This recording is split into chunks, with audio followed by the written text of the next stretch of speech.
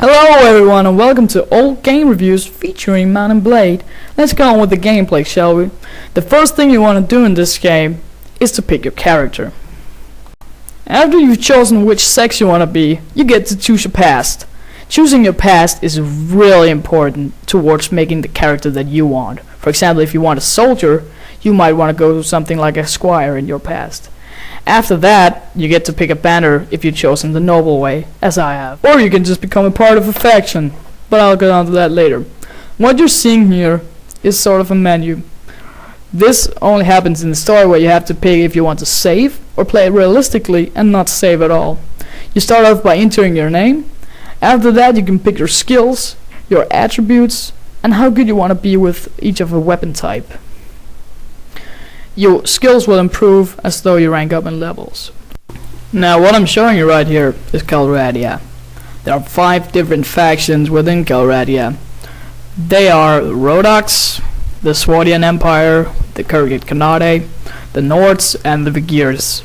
Becoming a part of the faction is actually quite a task, because you have to complete loads of quests for the king of the desired faction.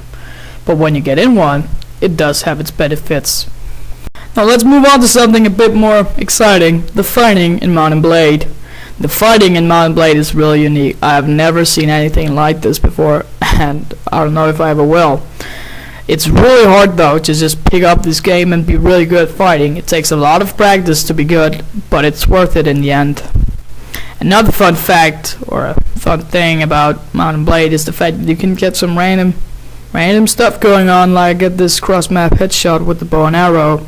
So those are the things that I think makes the game a bit more enjoyable.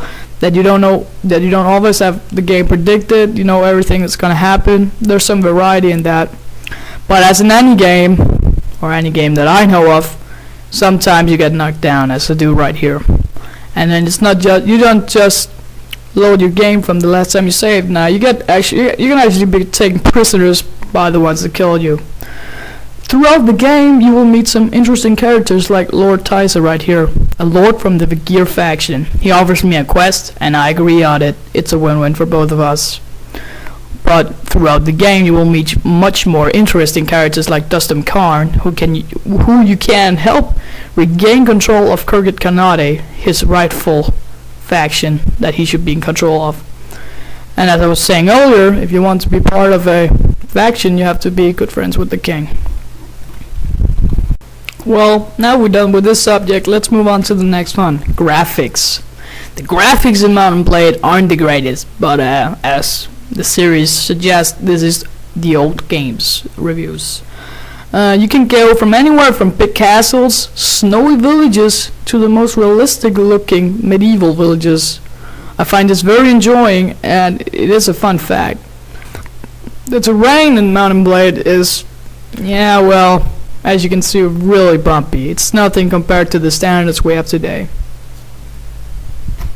Overall, I'm gonna give this game gameplay grades 8 out of 10, graphics 5 out of 10, and fighting 7 out of 10.